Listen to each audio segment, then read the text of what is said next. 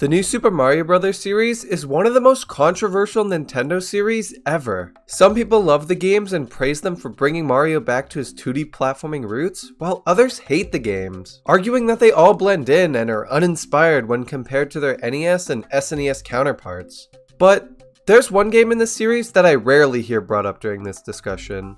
One game that, to me, holds the record for most inaccurate video game title of all time. New Super Mario Bros. 2. I mean, it's not new, it's debatable if it's super, and who at Nintendo had the legendary idea to call the third game in the series New Super Mario Bros. 2? But, title inaccuracy aside, in this video, I'm going to try to answer one simple question. Is New Super Mario Bros. 2 bad? Released on July 28th, 2012, New Super Mario Bros. 2, as stated before, is the third entry in the New Super Mario Bros. Series, following the immense success of its predecessors on the DS and Wii. In the months leading up until its launch, there really wasn't much hype for this game. From the trailers, it just looked like New Super Mario Bros., but on the 3DS. Along with that, another New Super Mario Bros. Game was set to release only 4 months after this one on the Wii U as a launch title. The only thing this game had going for it was its coin gimmick. And I mean, who is going to spend $40 just to do something you could do in any other Mario game? Well, other than me. This game opens up just like every other 2D Mario game. Mario and Luigi leave the princess unattended, this time flying off with one of the returning power-ups in this game, the Tanuki Leaf, only to be interrupted by the Koopalings, who have once again kidnapped Peach and fly off with her while Mario and Luigi chase them.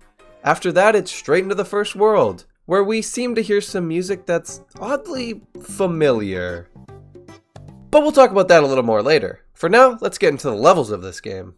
Starting off with the first level, it's obviously not anything special. It's simple and short, and introduces the coin gimmick pretty well with this underground section showing you the sheer amount of coins you can collect compared to previous games.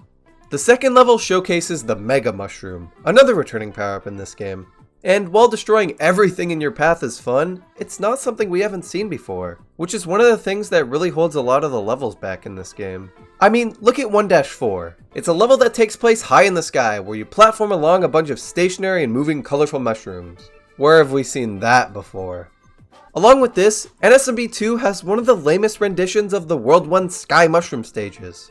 In DS, we had the bouncy pink mushrooms, which were a lot of fun to jump around on. In Wii, you had those giant rotating mushroom blocks and the brick conveyor belts that you could ride to get a star coin or collect some red coins. But in New Super Mario Bros. 2, you got the mushrooms, and I mean, some of them move. The levels here just feel stale a lot of the time. Whether it be the reused ideas, locations, power-up gimmicks, it all starts to blend in with the other games, and is one of the reasons I rarely ever go back to this entry. But the levels aren't always bad. Sometimes this game is really able to spread its wings and show its originality.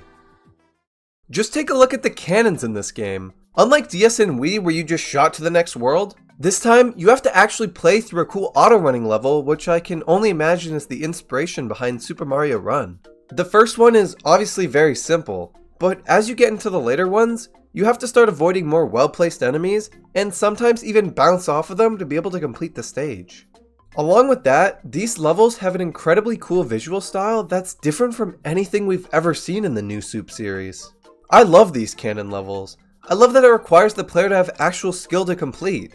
It's such a perfect idea because it allows the cannons to still exist so that speedrunning is more interesting, but also makes them difficult enough to complete so that not just any player can skip to World 8 in like 10 minutes because they watch Andre from Game Explain show them the secret exit in Roy's snakefuck castle. To reveal the hidden path to a green toad house in the canyon in World 1, you'll have to find the secret flagpole in the forest. Another reason I love the cannons so much in this game is the worlds they lead to. Instead of sticking with the weird tradition this series has, with World 1 being grasslands, World 2 being desert, World 3 being snowy, World 4 being beachy, World 5 being a jungle, etc., this game introduces 2 new world types while sticking to 8 worlds overall. These new worlds being the Mushroom World and Flower World.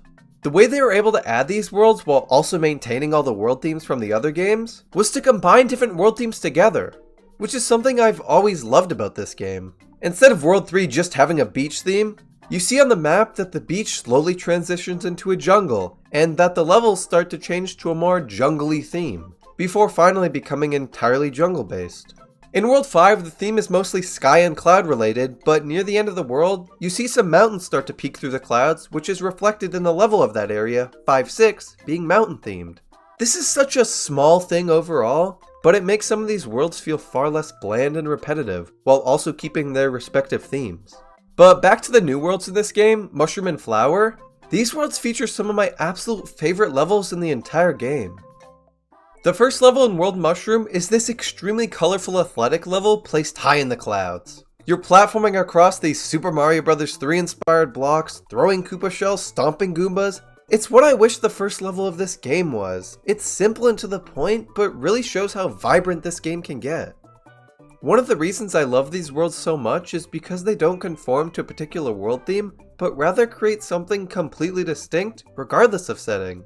Often even introducing completely new times of day to these world themes. Just take a look at Flower Dash 1. It takes place in a sunset mountain setting, something we've never seen before, and is filled with snake blocks and colorful pipes. Along with this, these worlds sometimes introduce enemies from different world themes in completely new places. One of the best examples of this is in Flower Dash 3, where we see a Cheap Chomp, an enemy usually seen in underwater and beach themed levels, now put in a jungle themed level, swimming in the poison water while you swing across vines trying to avoid it. The point I'm trying to get across is that this game continuously shows that it's able to be original and bring new ideas to the series, but time and time again shows the complete opposite for the bulk of its runtime. I mean, just look at the soundtrack of this game. Notice first how I'm calling it a soundtrack and not an OST.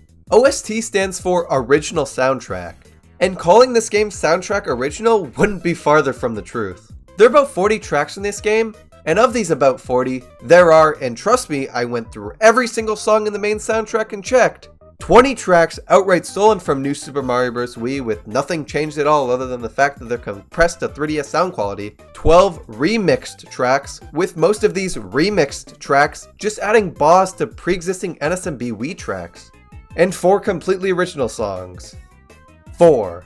Out of the 36 I mentioned, 4 are completely original. I know NSMB Wii had this issue with a lot of tracks from DS, but at least those were remixed or re-recorded to sound different. These were not. And it's really unfortunate because a unique soundtrack could have made this game so much more memorable. Along with stealing songs from New Super Mario Bros. Wii, this game also sometimes straight up steals Koopaling fights from that game. I mean, just look at Iggy's fight in this game compared to his fight in Wii.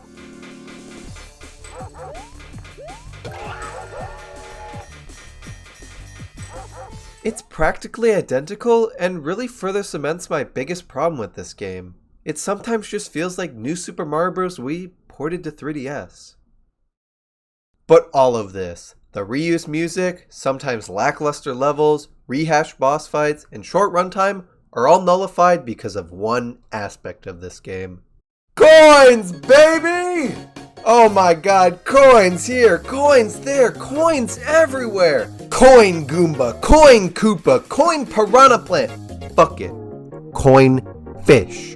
Yes, I somehow managed to ramble on about this game for multiple minutes without mentioning the main gimmick of this game, coin collecting. While it obviously doesn't nullify every problem this game has, it certainly helps it stand out from the other games. Collecting coins was always something you just did in other Mario games. You didn't really think about it, you just kinda grabbed them if you saw them. But in New Super Mario Bros. 2, coins are now the main focus, and every level has at least some way to collect an absurd amount of them. Whether that be gold rings that turn every enemy golden and reward coins when chaining defeats on them, the golden brick that awards you coins every time you move, or the one and only new power-up in this game, the Gold Flower. The Gold Flower turns Mario into, well, Gold Mario, and is one of the most fun and satisfying Mario power-ups ever. It functions just like a fire flower, however, having an explosion effect when it collides with an enemy, brick, or wall, turning everything it hits into a bunch of coins.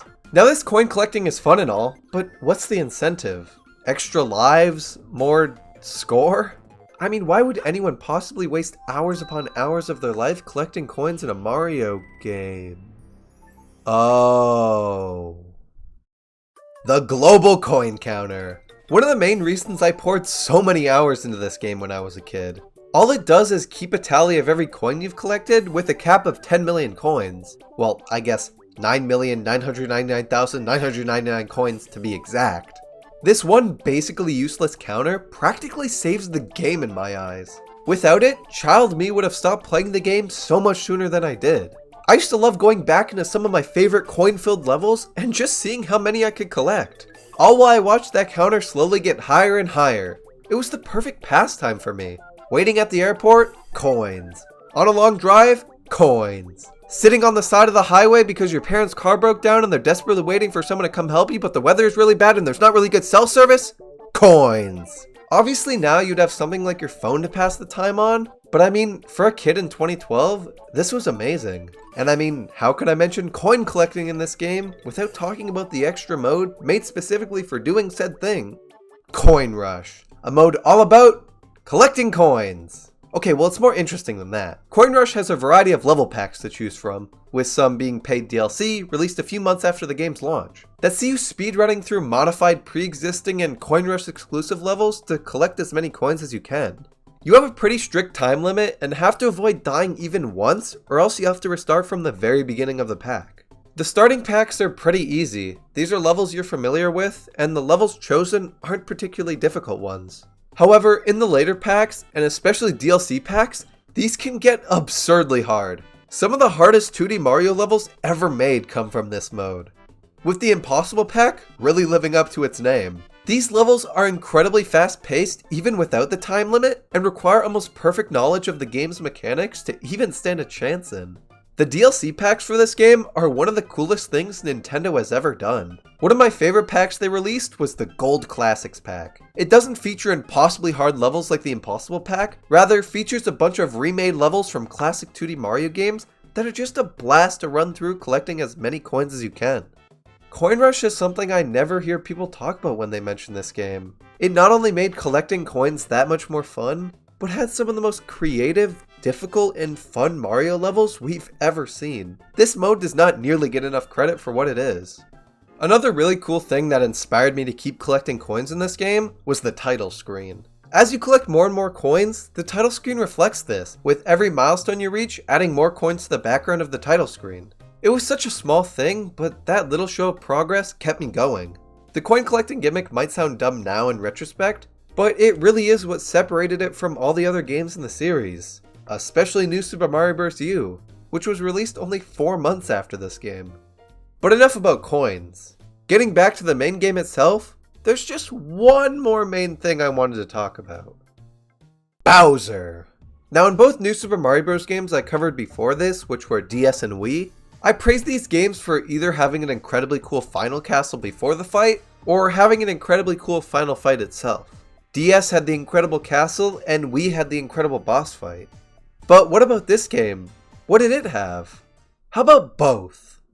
Now the castle itself starts off relatively normal. Some fire to avoid, snake blocks to ride. It's pretty alright considering this game's track record with level design in the main game. However, all of that changes once you hit this checkpoint. The Koopalings fly out in the backdrop of the stage in a giant Koopa car, and you're just sitting there like, yeah, what the hell are they gonna do back there? Goofy little Koopa troop.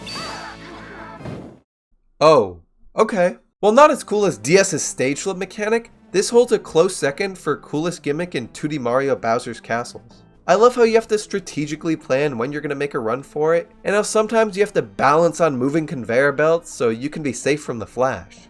I'm so glad they went with an original idea here for this castle because it makes it so much more memorable. And while it's not particularly too hard, this isn't the last we'll see of this mechanic. Onto the Bowser fight itself, the first phase starts off just like any other. A classic face-off between Mario and Bowser, where all you gotta do is run under him when he jumps, hit the switch, and send him into the lava. But where we had a giant Bowser chase Mario down a long hallway until you drained the lava and pretty much killed Bowser, New Super Mario Bros. 2 flips that idea on its head. No, literally, flips that idea. Instead of running away from Bowser horizontally, now you're running away from him vertically, scaling all the way up to the very top of the castle while lava rises and Bowser claws at you. It's a really cool idea. You have to strategically trick Bowser into striking at your platform after you've already abandoned it. Along with that, once you're near the top, you have to avoid the metal Bowser heads that shoot fireballs at you until you're able to hit that giant button and send Bowser all the way down into the depths of Kamek's basement. It makes for a very fun and memorable fight, The only downside really being the reused music from Wii's final Bowser fight. But that's not the end of this game. After watching the credits and loading back into your save file, a new world will be available on the bottom screen. World Star. For the small price of 90 star coins, you get access to some of the best levels in the game, with some of my favorites being Star-Dash 3 and Star-Dash 6. Star-Dash 3 is this stage that has this cool haunted beach setting and is filled with womps and ghosts to avoid. I mean, why couldn't we have a level like this in the main beach world? World Star 6 takes place in this abandoned underwater castle that doesn't even have a boss. It's just a regular stage based in an old castle where you have to avoid a bunch of fish bones. I love the aesthetic of this stage. However, once you complete every level here, you unlock a real castle level, the actual final Bowser level. This level brings back the Koopalings in the clown car, however this time fully makes use of its potential, forcing the player to be even more careful with how they approach the level. At some points, you even have to correctly time a jump in order to be behind a part of the wall so you don't die to the flash. It's incredibly difficult and perfect for a true final level. After getting through that section though, you aren't completely finished with the level. Although you send Bowser's scrawny Koopa ass to rot in Gimmick's basement, you haven't fully defeated him. Say hello to Bone Bowser. The entire fight is just like how it was in World 6, however this time much harder. Even the classic face-off with him is even more difficult, with Dry Bowser throwing his bones at you. I was actually caught off guard when I went back to record footage for this game and really suffered the consequences of Bowser's bones. The actual big Dry Bowser fight is much harder than the regular one, with the metal Bowser heads appearing much earlier and Dry Bowser being much quicker to strike at you. It's an equally fun and difficult remix fight, and I loved playing through it. New Super Mario Bros. 2 is a pretty mixed bag for me. I love its vibrant levels, replayability, and coin collecting gimmick, but I don't love the fact that a lot of its main levels are uninspired, short, and reuse ideas and music from other Mario games. I love its mushroom and flower worlds and how they don't care about choosing a specific world theme and just go with something creative. But I don't love how all the other worlds are just themes we've seen before. Sure, the combination of World 3 into Beach and Jungle is cool, but they only did that because they couldn't give each theme its own world. I love the Bowser fight and the Koopalings chase leading up to it, but the Koopalings themselves had some of the lamest fights they've ever had in 2D Mario. There's a lot to love about this game, but also a lot not to love. Every time I go back to this game, I always come out of it differently, sometimes loving it and sometimes hating it. But after playing through it again for this video and thoroughly analyzing everything about it, I've gained a little bit more of an appreciation for it. I don't think it's an amazing game, but I also don't hate it. And so to finally answer the question I posed at the beginning of this video, is New Super Mario Bros. 2 bad? No, it's actually pretty good.